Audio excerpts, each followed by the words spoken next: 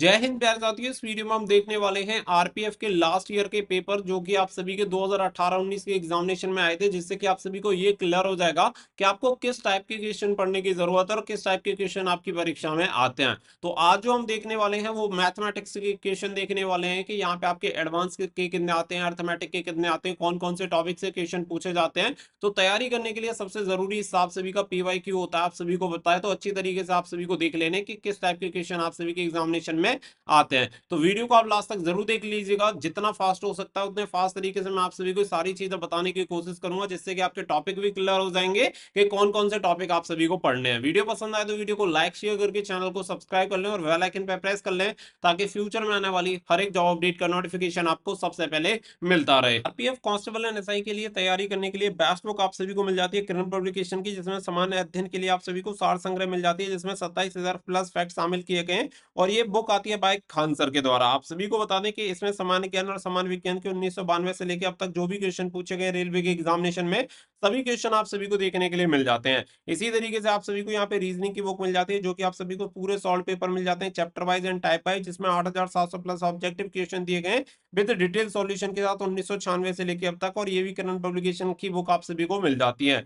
और साथ ही में अगर हम बात करें मैथमेटिक्स की, तो यहाँ पे मैथमेटिक्स के भी सॉल्व पेपर आप सभी को मिल जाते हैं chapter wise and type wise, जिसमें 10,000 प्लस ऑब्जेक्टिव क्वेश्चन आप सभी को 1996 से लेके अब तक के मिल जाते हैं किरण पब्लिकेशन के, जो कि अदर रेलवे एग्जामिनेशन के लिए भी आपको काफी ज्यादा हेल्प करेंगे। तो ये आपकी मेन बुक हो जाती है, जिससे कि आपके तीनों सब्जेक्ट की तैयारी हो जाती है। सिलेबस के अकॉर्डिंग 3 सब्जेक्ट आप सभी को होते हैं, जिसमें 50 क्वेश्चन आपके सामान्य अध्ययन के पूछे जाते हैं, बाकी रीजनिंग मैथ के 35 क्वेश्चन आप सभी को पूछे जाते हैं। टोटल 120 जो क्वेश्चन पूछे जाएंगे उनकी तैयारी हो जाती है। और प्रीवियस ईयर के क्वेश्चन पेपर लगाने के लिए, यानी कि आप सभी को सॉल्व पेपर डिटेल के साथ चाहिए, तो यहाँ पे डिटेल सॉल्यूशन के साथ आप सभी को आरपीएफ को सब इंस्पेक्टर के लिए मिल जाते हैं, जिसमें आपको टोटल 23 सेट दिए गए हैं। पूरे सॉल्व पेपर 2018-19 के आपको देखने के लिए मिल जाएंगे। और कांस्टेबल के लिए टोटल आपको 41 सेट यहाँ पे देखने के लिए मिल जाएंगे, जिसमें सभी सॉल्व पेपर आप सभी को डिटेल सॉल्यूशन के साथ दिए गए, जिससे कि आप सभी को एग्जैक्टली पता चल पाएगा कि किस तरीके के क्वेश्चन पूछे जाते हैं। और पूरे डिटेल सॉल्यूशन के साथ आप सभी को ये बुक मिल जाती है, जिसका लिंक वीडियो को डिस्क्रिप्शन में दे दिया, वहां से जाके आप इन्हें ऑर्डर कर सकते हैं, या फिर अपने नियर बाय बुक स्टोर से भी जाके आप इन्हें परचेज कर सकते हैं, जिससे कि आपकी तैयारी काफी बेहतर तरीके से हो पाए। तो लिंक वीडियो को डिस्क्रिप्शन में, वहां से भी जाके ऑर्डर कर सकते हैं। और सबसे अच्छी बात यह है कि ये बुक आपको हिंदी एंड इंग्लिश दोनों मीडियम में आपको मिल जाएंगी, तो हिंदी और इंग्लिश मीडियम वाले दोनों बच्चे जाके इन बुक को ऑर्डर कर पाएंगे। यहाँ पे मैथ का पहला क्वेश्चन देख लेते हैं। आप सभी को बताया जीके के हम टोटल 50 क्वेश्चन यहाँ पे देख चुके हैं। मैथ के जो क्वेश्चन आते हैं वो आते हैं टोटल 35। तो क्वेश्चन नंबर 86 से यहाँ पे स्टार्ट हो जाता है, यानी कि पहले जीके के क्वेश्चन होते हैं 50, उसके बाद रीजनिंग के होते हैं 35, और फिर इसके बाद 35 क्वेश्चन आपके मैथमेटिक्स के रहते हैं। तो यहाँ पे मैथमेटिक्स का पहला क्वेश्चन यानी क्वेश्चन नंबर 86 आप सभी को दे रखा है। 7 संख्याओं का औसत 75 है, और किसी एक संख्या को हटा देने के बाद औसत वही रहता है, हटाई गई संख्या ज्ञात कीजिए। तो यहाँ पे ऑप्शन आप सभी को दे रखे हैं, तो इसके अकॉर्डिंग आप सभी को यहाँ पे इसका आंसर देना है। तो इसका जो करेक्ट आंसर हो जाएगा वो हो जाएगा 75। मैं यहाँ पे सॉल्व करके आपको नहीं बता रहा हूँ, सिर्फ एग्जाम का पैटर्न आपको समझाऊंगा कि क्वेश्चन किस किस टाइप के मिलते हैं, कौन कौन से टॉपिक आपको पढ़ने की जरूरत पड़ेगी। तो यहाँ पे एवरेज वाला क्वेश्चन है, आपने एक सभी ने देख लिया है। इसके अलावा फिर देखेंगे तो यहाँ पे आप सभी को दे रखा है क्वेश्चन नंबर 87।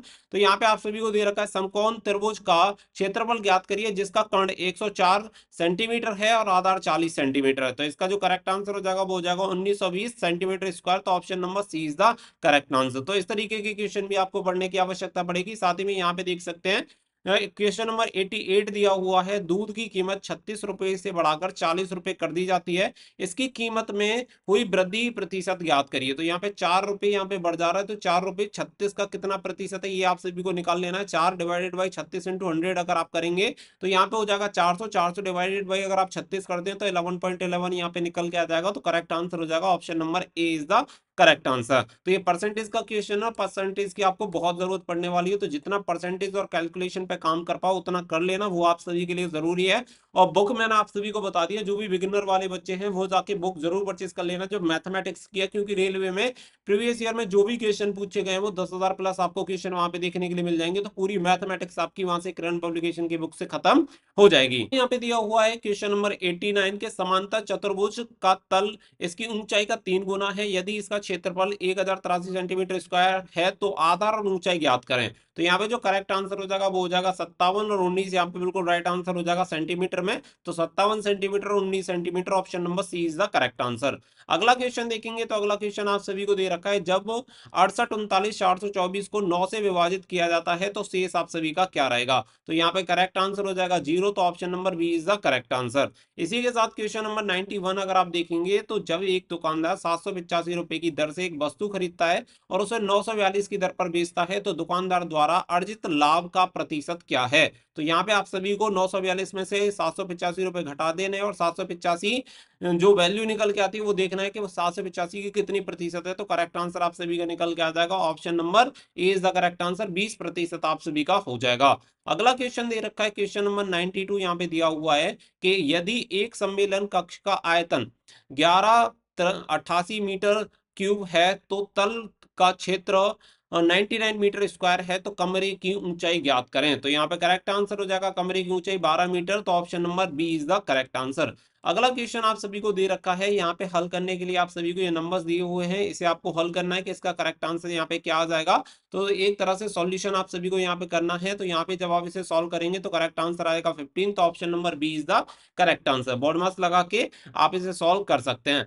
अगला क्वेश्चन आप सभी को दे रखा है, क्वेश्चन नंबर 94 दिया हुआ है, एक बॉक्स जिसमें 40 चॉकलेट हैं, इनमें से सुनील ने 34 गैलेक्सी चॉकलेट खा सकता है, बॉक्स में 6 चॉकलेट का प्रतिशत क्या है। तो यहाँ पे करेक्ट आंसर हो जाएगा 15%, option number A is the correct answer. Question number 95 दिया हुआ है, एक निश्चित राशि पर 10% प्रति वर्ष पर 2 वर्ष बाद चक्रवृद्धि ब्याज और साधारण ब्याज के बीच का अंतर 523 रुपए है, तो निवेश की गई राशि यहाँ पे क्या है। यहाँ पे करेक्ट आंसर हो जाएगा 52,300 रुपए, option number A is the correct answer. तो यहाँ पे 10% प्रति वर्ष पर 2 वर्ष बाद चक्रवृद्धि ब्याज और साधारण ब्याज के बीच का अंतर यहाँ पे पूछा हुआ है, क्योंकि यहाँ पे 1 वर्ष बाद, क्योंकि पहली ईयर तो दोनों की सेम ही रहेगी चक्रवृद्धि ब्याज और सिंपल इंटरेस्ट, केवल दूसरे साल जो होगा वो 10% का यहाँ पे जो डिफरेंस आएगा वो यहाँ पे 10% का निकल के आएगा, क्योंकि पहला वाला जो अमाउंट है उस पर 10% एक्स्ट्रा लगेगी। तो ये चक्रवृद्धि ब्याज का डिफरेंस कितना हो जाएगा 523। तो सीधी सी बात है कि इसका 100 गुना आपको कर देना है, तो 100 गुना अगर आप करते हैं तो डबल जीरो लग जाएगी, तो 52,300 करेक्ट आंसर आपका हो जाएगा। अगला क्वेश्चन दे रखा है, क्वेश्चन नंबर 96 दिया हुआ है कि एक व्यापारी एक वस्तु को 336 रुपए की दर पर बेचता है और 12% लाभ कमाता है, तो उस वस्तु का लागत मूल्य क्या है। तो यहाँ पे आप सभी को निकाल लेना है कि 336 जो है 12% का लाभ इस पर कमा रहा है, कि 336 पर बेच रहा है, तो 112 से इसे डिवाइड कर देंगे और 112 से डिवाइड करने के बाद इनटू करेंगे 100। तो यहाँ पे आपकी जो वैल्यू निकल के आ जाएगी वो कितनी निकल के आ जाएगी आपकी, यहाँ पे निकल के आ जाएगी आपकी एग्जैक्ट 300 रुपए, option number A is the correct answer. अगला क्वेश्चन दे रखा है, क्वेश्चन नंबर 97 दिया हुआ है कि 27 मीटर प्रति सेकंड की गति से चलने वाली एक ट्रेन एक संकेत बोर्ड को पार करने के लिए 8 सेकंड लेती है, तो ट्रेन की लंबाई आप सभी को ज्ञात करनी है। तो करेक्ट आंसर हो जाएगा 216 metre, option number C is the correct answer. अगला क्वेश्चन देखेंगे, क्वेश्चन नंबर 98 यहाँ पे आप सभी को दे रखा है, तो इसमें आप सभी को बार ग्राफ वाला क्वेश्चन दे रखा है। तो इस तरीके से बार ग्राफ के भी आपको क्वेश्चन देखने के लिए मिलेंगे, जिसमें आपको T for transportation, F for food investment, इस तरीके से आप सभी को ये सारी चीजें दे रखी हैं। और यहाँ पे टी प्रेजेंट करता है जैसे ट्रांसपोर्ट को, ये फूड को, ये इन्वेस्टमेंट को। क्वेश्चन आप सभी को जैसे देगा, शैक्षणिक शुल्क में कितनी और राशि जोड़ी जानी चाहिए ताकि यह किराया, आर और घर खर्च को मिलाकर इन पर किए गए व्यय की राशि बराबर हो। तो यहाँ पे करेक्ट आंसर आप सभी को देना है, और जब आप इस ग्राफ के अकॉर्डिंग निकालेंगे तो इसका सही आंसर हो जाएगा 5,400 रुपए, option number B is the correct answer. अगला क्वेश्चन इसी तरीके से यहाँ पे दे रखा है कि इनमें से कौन सी संख्या 12 से विभाज्य है। तो 12 से विभाज्य संख्या आप सभी को बतानी है। तो करेक्ट आंसर हो जाएगा यहाँ पे 3,42,684, तो option number C is the correct answer. अगला क्वेश्चन दे रखा है कि एक व्यक्ति सामान्य गति के 5/6 की दर से सवारी करता है और वो सामान्य समय से 33 मिनट देरी से गंतव्य स्थान पर पहुंचता है, तो लिया गया सामान्य समय ज्ञात करिए। तो यहाँ पे करेक्ट आंसर हो जाएगा 165 minute, option number A is the correct answer.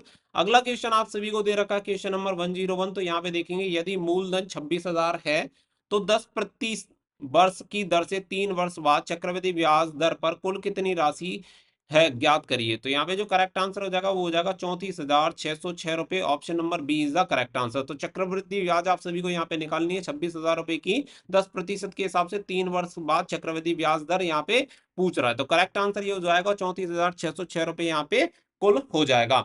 अगला दे रखा है क्वेश्चन नंबर 102, यहाँ पे आप सभी को दिया हुआ है एक्स और वाई की आयु का अनुपात 9:10 है। यदि उनकी आयु का योग 133 है तो उनकी आयु के बीच का अंतर ज्ञात करना है। तो करेक्ट आंसर हो जाएगा option number C is the correct answer, 7 वर्ष का यहाँ पे अंतर हो जाएगा।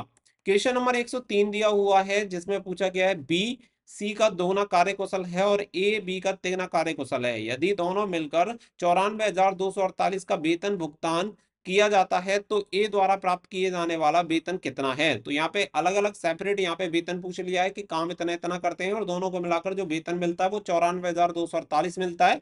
तो ए को कितना वेतन मिलेगा, तो ए का यहाँ पे आपका सभी का निकल के आएगा 62,832 और बाकी का जो बचेगा वो आपका और व्यक्तियों का हो जाएगा। तो करेक्ट आंसर हो जाएगा option number B is the correct answer.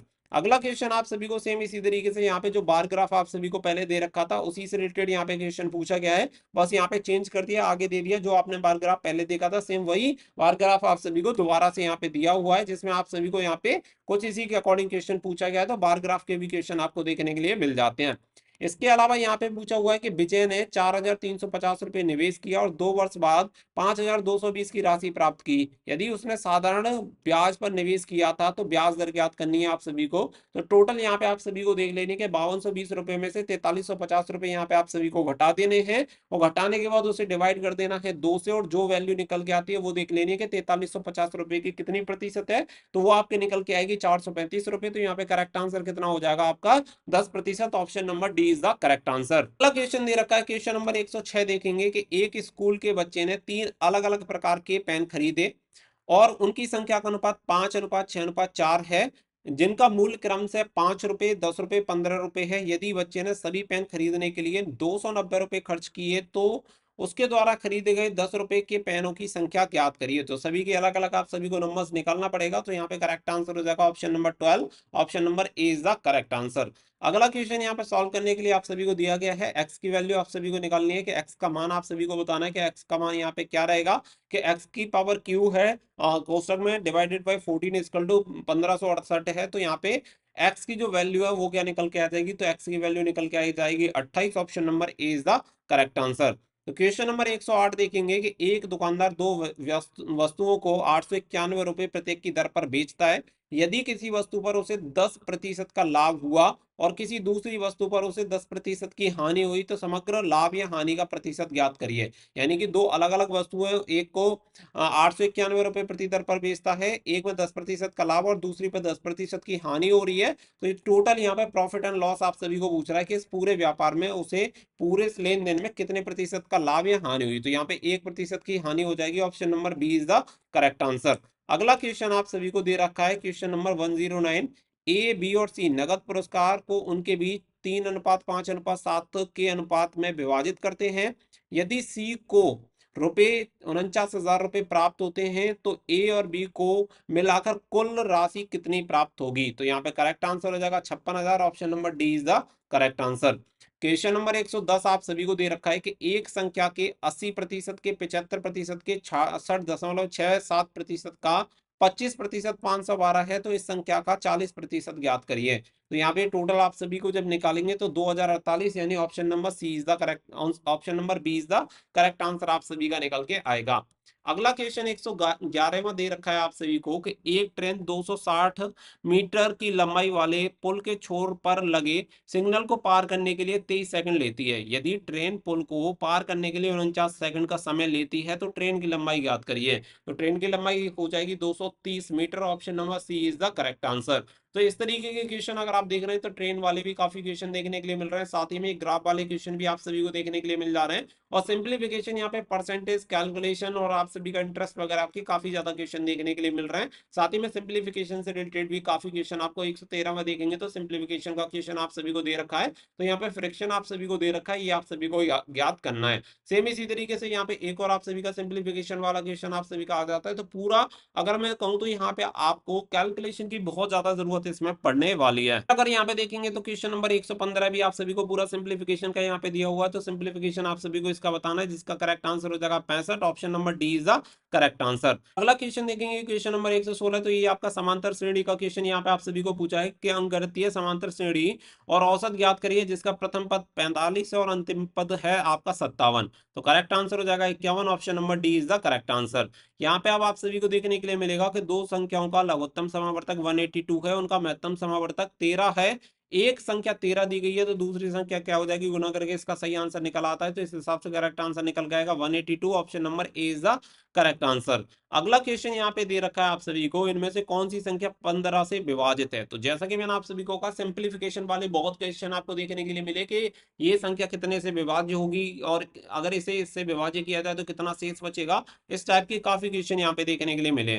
Question number 19 अगर देखेंगे, एक राष्ट्रीय स्तर की परीक्षा में 650 विद्यार्थियों ने भाग लिया। इनमें से 47% विद्यार्थियों ने 81 से 100% अंक प्राप्त किए, 23% विद्यार्थियों ने 81 से 80% अंक प्राप्त किए और शेष विद्यार्थियों ने 41 से 60% अंक प्राप्त किए। उन विद्यार्थियों की संख्या ज्ञात करिए जिन्हें 41 से 60% प्राप्त किया। तो यहाँ पे करेक्ट आंसर हो जाएगा 195। Option number D is the correct answer. अगला क्वेश्चन दे रखा है 120वां, सबसे लास्ट क्वेश्चन आप सभी का है कि एक कंपनी का व्यय वित्तीय वर्ष की पहली तिमाही के दौरान 43,500 रुपये था, वित्तीय वर्ष की तिमाही के दौरान 46,500 रुपये तथा वित्तीय वर्ष की तृतीय तिमाही के दौरान 57,600 रुपये था। यदि संपूर्ण वित्तीय वर्ष के दौरान समग्र तिमाही और औसत व्यय 54,075 रुपये है तो वित्तीय वर्ष की अंतिम तिमाही के लिए व्यय ज्ञात करिए। तो करेक्ट आंसर हो जाएगा 68,700। Option number C is the correct answer. तो इसी के साथ यहाँ पे आपके पूरे मैथ के क्वेश्चन कंप्लीट होते हैं। 35 क्वेश्चन मैंने आप सभी को बताया। इसी तरीके से मैं सीरीज आप सभी के लिए लाता रहूंगा जिसमें आपके जीके, मैथमेटिक्स, रीजनिंग के क्वेश्चन आप सभी को पता चलते रहेंगे किस तरीके के लेवल के क्वेश्चन आते हैं। तो जिस लेवल के और जिस टाइप के क्वेश्चन आपको देखने के लिए मिले उसी तरीके से आपको तैयारी करनी है ताकि आपका इस बार आरपीएफ कांस्टेबल का एग्जामिनेशन क्रैक हो पाए। आई होप ये क्लास आपको जरूर पसंद आई होगी, तो सभी के साथ शेयर कर देना ताकि सभी को क्लियर हो जाए। मिलेंगे नेक्स्ट वीडियो में। So thank you for watching. जय हिंद, जय भारत।